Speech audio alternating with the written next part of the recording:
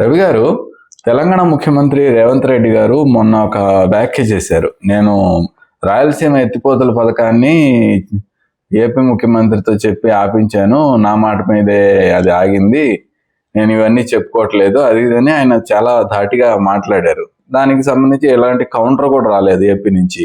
ఏంటి సార్ దీంట్లో ఏది నిజం, ఎంత నిజం?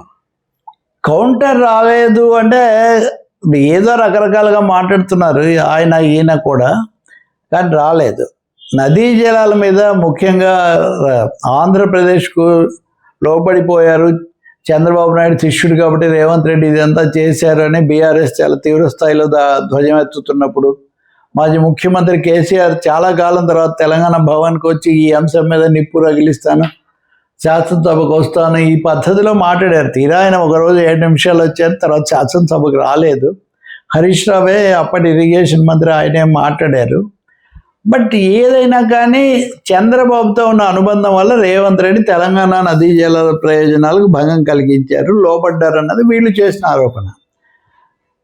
అసెంబ్లీలో చర్చిద్దామన్నారు. అసెంబ్లీకి ముందే రేవంత్ రెడ్డి ఒక పరోక్షంగా ముందే ఒక జవాబు ఆయన చెప్పారు, దాడి చేశారు జవాబు కంటే. ఏమంటే 66-34% చొప్పున కృష్ణా జలాల పంపిణీకి సంబంధించి బచావత్ ట్రిబ్యునల్ ఇచ్చిన దాన్ని మీరు తెలంగాణలో మీరు ఒప్పుకున్నారు, మీరు సంతకం పెట్టారు కాబట్టి ముందే మనం నష్టపోయాము.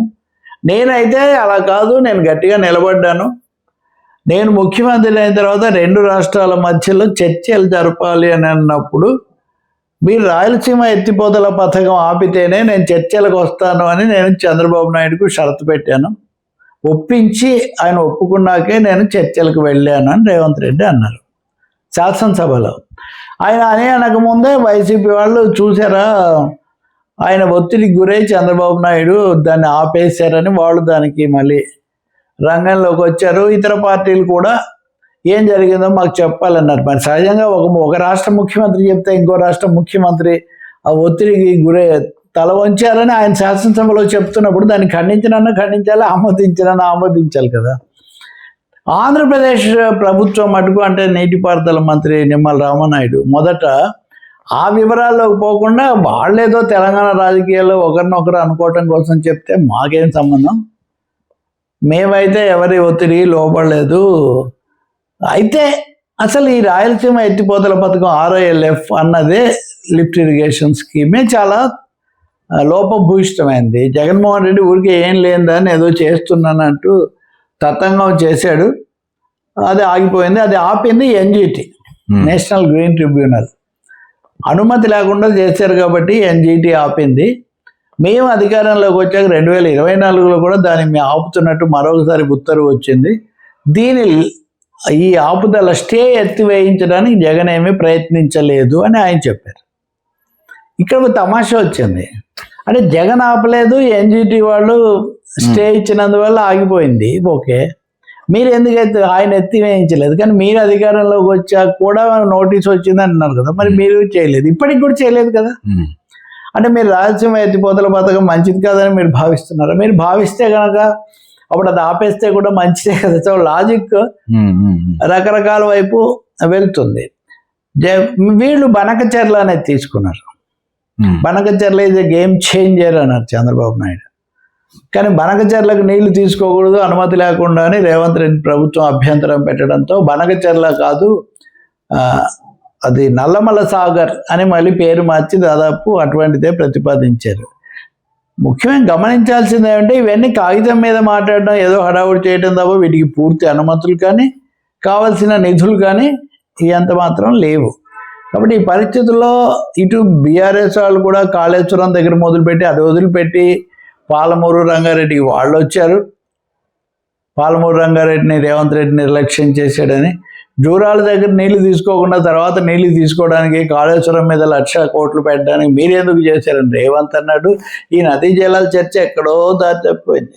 ఈ క్రమంలోనే జగన్మోహన్ రెడ్డి నిన్న కూడా ఆయన చెప్తున్నారు, మేమైతే దాన్ని కట్టుబడి గట్టిగా చేశాము, NGT రావడం వల్ల అది ఆగిపోయింది, కానీ అదేదో మేమే ఆపినట్టు వీళ్ళు చెప్తూ ఇప్పుడు ఏ అనుమతి లేని దీన్ని తీసుకొస్తున్నారని ఆయన అంటున్నాడు.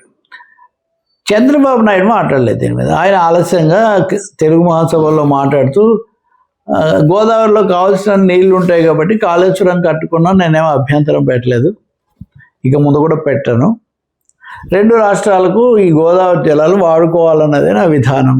ఇదే చెప్తున్నాను నేను. తర్వాత పోలవరం సందర్శనకు వెళ్ళినప్పుడు కూడా అదే చెప్పాడు, మేము తగాదా కోరుకోవట్లేదని. రేవంత్ రెడ్డి కూడా నదీ జలాల విషయంలో రాజీపడం, ఆంధ్రప్రదేశ్ ఒత్తిడికి లొంగం ఇలా చెప్తూనే మేము ఇచ్చిపుచ్చుకునే ధోరణిలో మాట్లాడుకోవడానికి సిద్ధంగా ఉన్నాం, అమరావతికి కూడా మేము సాయం చేస్తాం, ఈ పద్ధతిలో ఆయన చెప్తున్నారు. సో దీని అందరినీ చూస్తే గనక మామూలు చెప్తుంటారు కదా, రేవంత్ చంద్రబాబు ఒకటి, జగన్మోహన్ రెడ్డి కేసీఆర్ ఒకటి అన్నట్టుగా. కాబట్టి దీనికి ఎవరు హెన్స్ ప్రూవ్డ్ అన్నట్టుగా అక్కడికే వస్తున్నట్టుంది, అన్ని అక్కడికే వస్తుంది. సో రేవంత్ రెడ్డి కూడా ఇప్పుడు రేవంత్ రెడ్డి ఆ రోజు శాసనసభలో చెప్పిన దానికి కట్టుబడి ఉన్నానని ఆయన గట్టిగా చెప్పట్లేదు, దాన్ని గట్టిగా ఖండించడానికి ఆంధ్రప్రదేశ్ కూడా సిద్ధపడట్లేదు. రేవంత్ రెడ్డి ఏమో కేసీఆర్ను, చంద్రబాబు నాయుడు తెలుగుదేశం వాళ్ళేమో జగన్మోహన్ రెడ్డిని అనడంతో అది సరిపోతుంది. జగన్మోహన్ రెడ్డి ముఖ్యమంత్రిగా ఉన్నప్పుడు కేసీఆర్తో ఒకసారి ప్రగతి భవన్లో 1-2 సార్లు సమావేశమై నీళ్లు తీసుకోవడానికి కొన్ని ఒప్పందాలు చేసుకున్నాం, కొన్ని ప్రాథమిక అవగాహనలకు వచ్చారు, తర్వాత అది సరికాదని వెనక్కు తగ్గారు. మరి అప్పుడు కూడా శాసనసభలో ఆయన పొగిడాడు కేసీఆర్. కాబట్టి ఇక్కడ ఈక్వేషన్, పొలిటికల్ ఈక్వేషన్ క్లియర్గా ఉంది. కేంద్ర ప్రభుత్వం విషయానికి వస్తే, టు కంక్లూడ్, ఖచ్చితంగా ఈ సమస్య సుప్రీంకోర్టులో చర్చకు వస్తున్న రోజునే ముందు రోజు రాత్రి కేంద్ర ప్రభుత్వం ఒక కమిటీ వేసింది, నదీ జలాల సమస్య పరిష్కరించాలి అని. ఆ కమిటీ ఇంతవరకు దాని రూపురేఖలు ఏమీ తేలలేదు.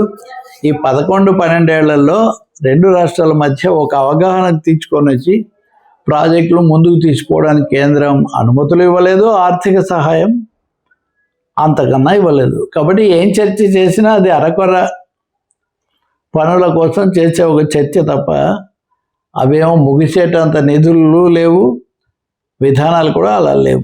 కాకపోతే ఇన్ఫ్రా రంగం, ముఖ్యంగా ఈ ప్రాజెక్టులు కట్టేవాళ్ళు, ఇటువంటి వాళ్ళే ఎక్కువగా ప్రభుత్వాలను ప్రభావితం చేస్తున్నారు. ముఖ్యమంత్రులుగా ఎవరైనా ఉండొచ్చు, రాష్ట్రాలు ఏవైనా కావచ్చు, కానీ చక్రం తిప్పేవాళ్ళు మటుకు వాళ్ళు తిప్పుతూనే ఉంటారు ఇప్పుడు కూడా. Right sir.